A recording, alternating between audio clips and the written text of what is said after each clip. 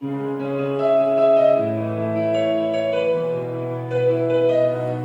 вам сказав, що я слабка, що я корюся долі?